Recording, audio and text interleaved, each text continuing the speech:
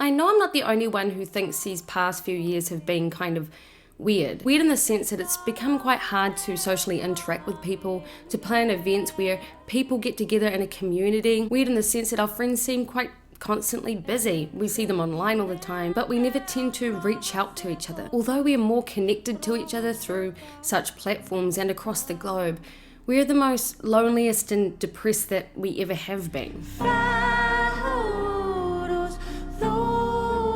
Young people, as in Gen Z, are deemed as the most loneliest demographic.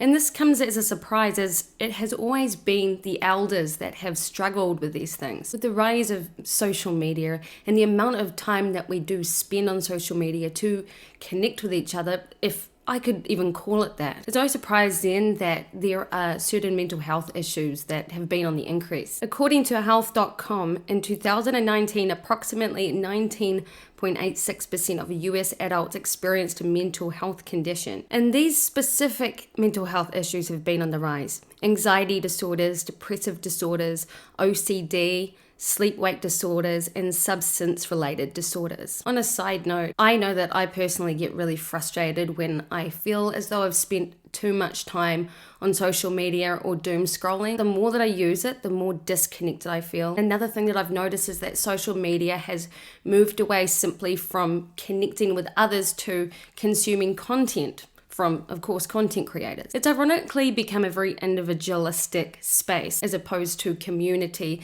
connecting with people. And then part of this issue becomes that one will compare themselves to others. What you see on social media isn't reflective of real life. So it's easy to feel as though you fall short in your real life when you're comparing yourself to all these different accounts seemingly become very successful. And in conjunction with this, the lack of real social connection with other people. The bottom line under the increase of these mental health conditions is loneliness. It has been exacerbated by the pandemic when we really noticed this isolation. Although it didn't start from the pandemic certainly exacerbated it. The loneliness epidemic started around the 1970s where everyone became hyper individualistic. With the increased use of technology and globalization, we have seen a disconnect with the local community. And over time, this convenience that we've found with technology has separated us from real life people. And fast forward to 2024, we are replacing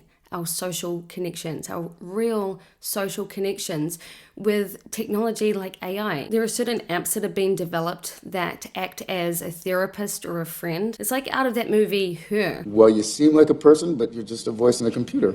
I can understand how the limited perspective of an unartificial mind would perceive it that way. You'll get used to it. Was that funny? Yeah. Oh, good, I'm funny. And we thought that movie, Her, was just simply science fiction, but no, apparently it isn't. It really goes to show the diabolical state of where we are with our human interaction when we are using AI to replace that. It's like, yeah, what could totally go wrong? I don't believe that social media and AI are fully responsible for where we're headed. It's about how we use the technology. We can use these in a very positive, beneficial way. The fact that these both are replacing human connection, community, and the roles of which we play in our communities, the responsibility that we have to our communities, goes directly against what our human nature actually is. And if I'm honest, I'm quite worried about it. I have absolutely personally felt the effects of this. I have struggled with my mental health for a very long time, but I have noticed that it has gotten a lot worse in the last couple of years. Partially that is because of social media, and it's not just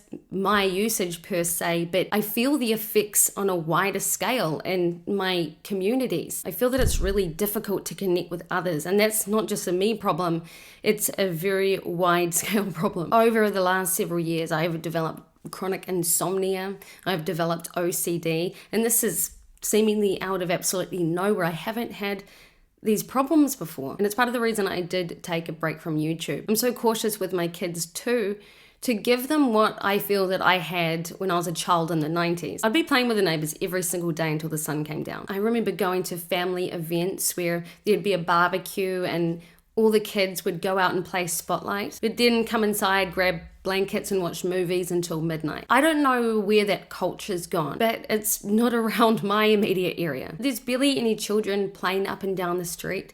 When my children have gone over to the neighbor's place, they're on devices. It just isn't what like it used to be when I was a kid. My husband and I have found ways to combat this. My son Oscar has just joined a rugby club. In New Zealand, rugby is a huge part of our culture, and Saturday mornings are all about rugby, all about family. But despite what I can directly do, I am worried about Gen Alpha, the fact that they've been born into this postmodern era. I really hope that we can combat loneliness, not through the likes of technology and further separation, but that we can come back to the grassroots of what it actually means to be human and to create human connection. The opposite of addiction is connection, and that goes with mental health problems. Loneliness can absolutely be part of this underlying foundation of why mental health issues are on the rise. Human beings rely on each other for survival. It's no wonder we have a bunch of issues because we now have to rely on AI to do it for us. What do you guys think the solution is to this problem? I mean, obviously our technology is going to develop further.